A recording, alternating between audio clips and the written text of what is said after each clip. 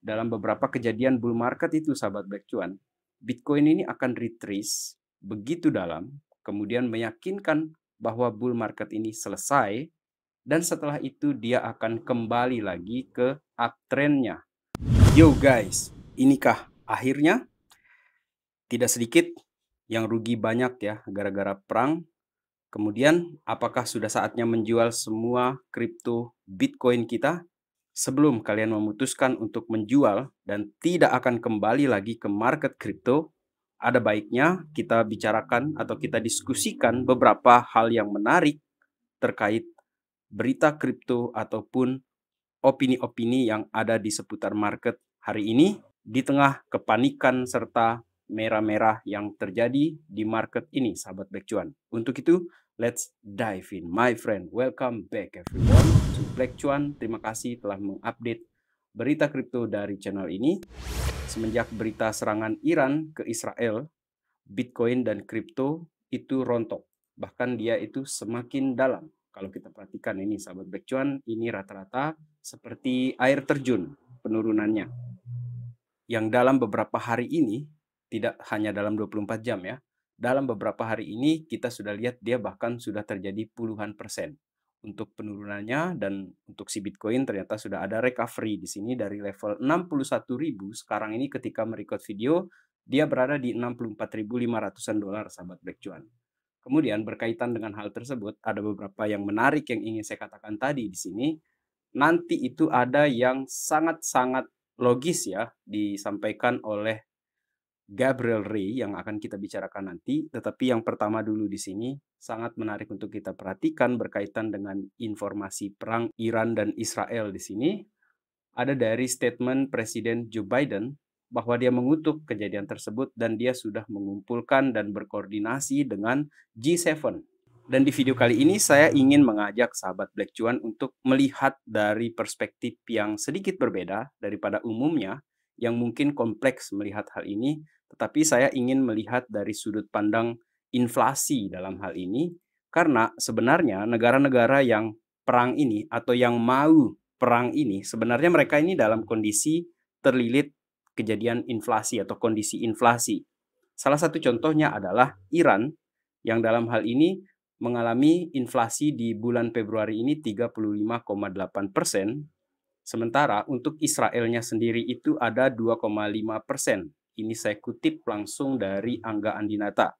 Jadi negara-negara ini sebenarnya masih bermasalah dalam hal inflasinya. Oleh karena itu, ada ruang atau ada rooms untuk printing money untuk aksi militer ini. Kalau misalnya ada ini mega war terjadi akibat serangan-serangan seperti ini ataupun terjadi eskalasi perang nantinya.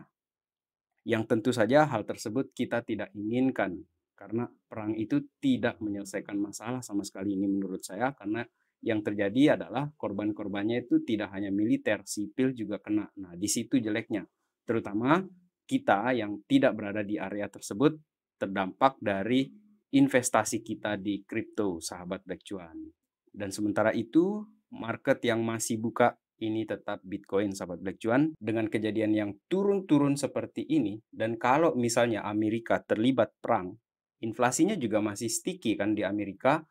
Bisa jadi mereka akan cetak lagi nih uang kalau mereka ingin perang lagi nih. Misalnya mereka akan membantu ini seperti yang dikatakan oleh Joe Biden di sini, mereka akan membantu Israel dalam hal ini. Mereka jelas akan butuh dana nantinya itu, yang mana menurut saya di sini sahabat Black Cuan itu akan berdampak yang menarik juga ya, tetapi tidak dalam waktu cepat begitu. Dan untuk masalah cetak-cetak uang ini menurut saya di sini, ini opini pribadi saya, tinggal masalah waktu saja sebelum barang-barang langka seperti emas, Bitcoin itu akan mendapatkan dampak positif dari banjirnya uang-uang baru yang mereka cetak.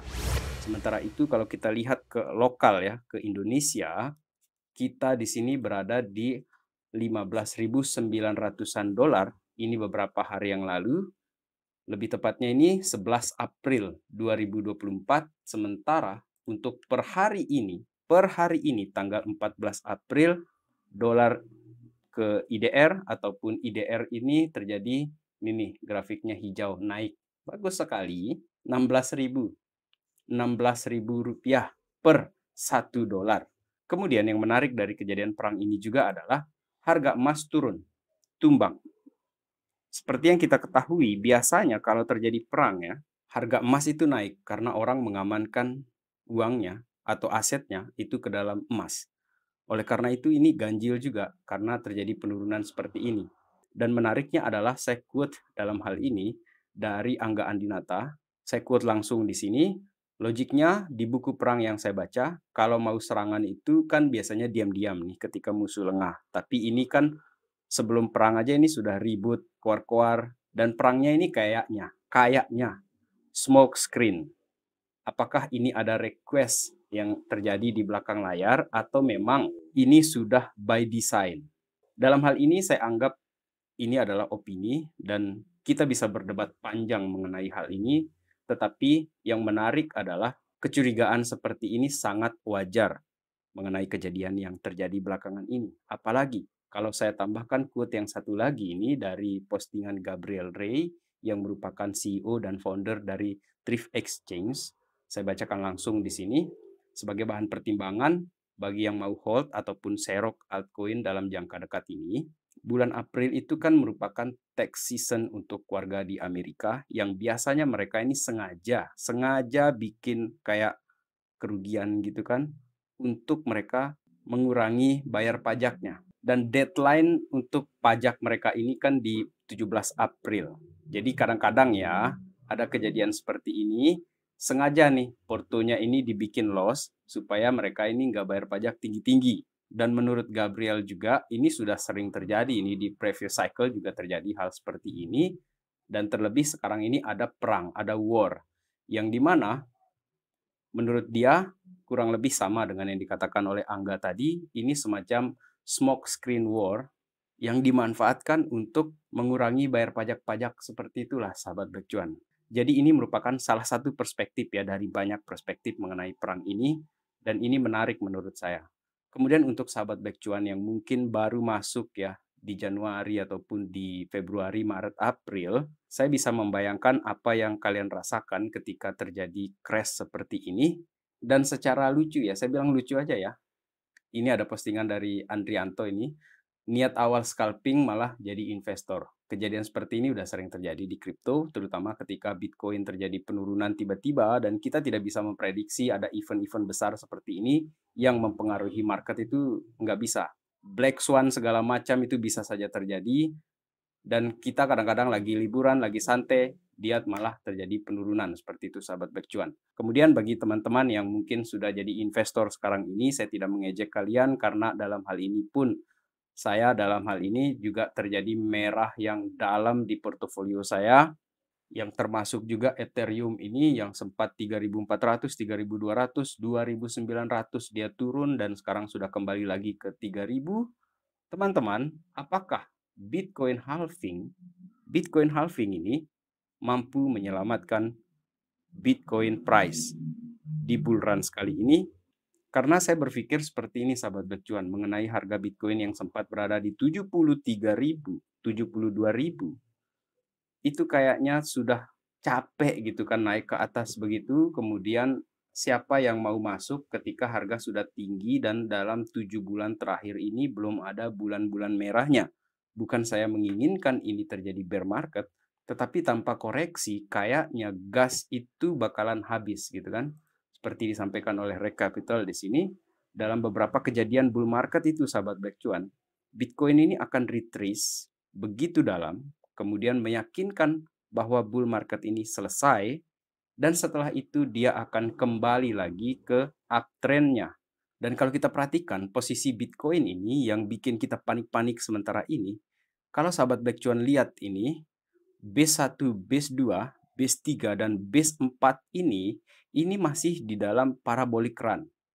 Jadi penurunan yang terjadi ini dari level 70-an ribu sampai ke 62 ribu dan sampai akhirnya sekarang ini kembali ke 64 ribu ini sahabat Backcuan, ini benar-benar di dalam pola yang sama yang terjadi sebelumnya. Dan untuk mengingatkan kita kembali dalam hal ini, apakah mungkin negara-negara yang pegang Bitcoin dalam hal ini, ada US, ada UK, kemudian Germany, negara-negara ini kan punya koleksi kripto yang besar di sini karena Arkham Data ini memberi klasifikasi khusus untuk negara-negara yang punya kripto tersebut.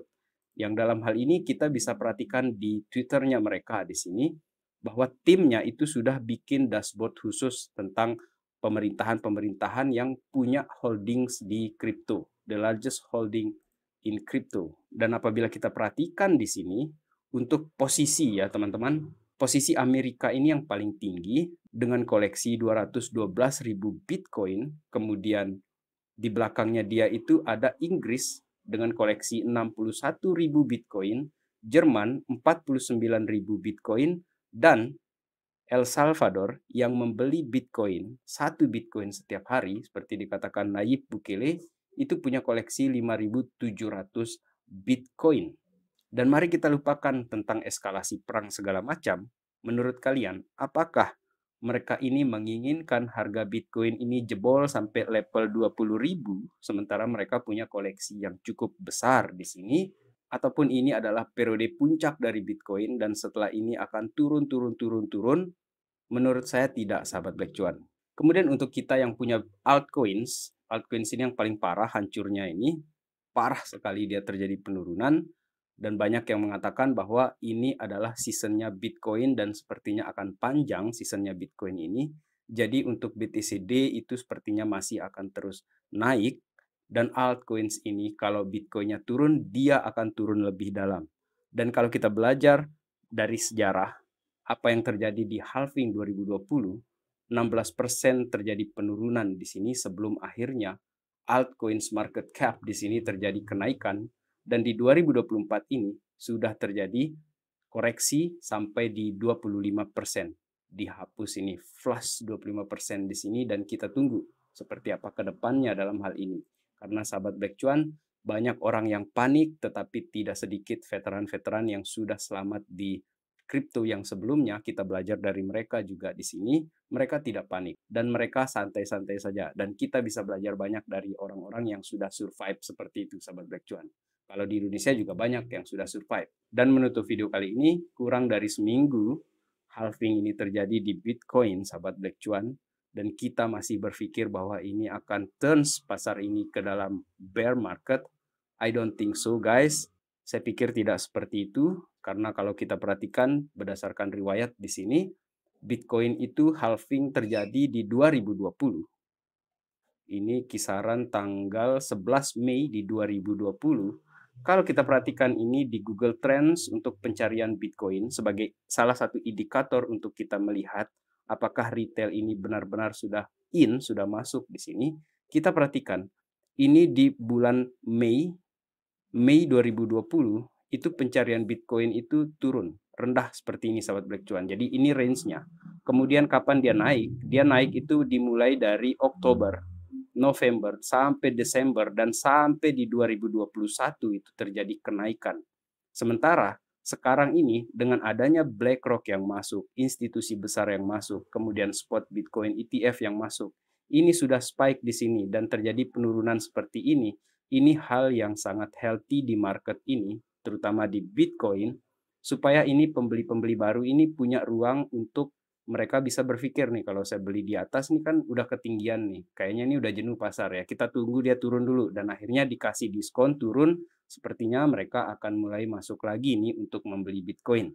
Dan teman-teman, seperti itu yang saya lihat pasar ini, jadi saya pun tidak panik dalam hal ini. Dan saya juga tidak punya crystal ball seperti apa ke depan ini dia akan naik atau tidak, atau malah dia akan turun. Saya hanya punya semacam conviction dan saya tidak menyarankan kepada teman-teman untuk membeli Bitcoin ataupun altcoin. Saya tidak sarankan, ini adalah murni sharing pendapat saya ataupun apa yang saya baca di dalam media-media di sini, sahabat Black Cuan, untuk menemani investasi saya dengan teman-teman saya dan kalian di sini sambil kita mengisi waktu menunggu long investment kita terjadi, sahabat Black Cuan.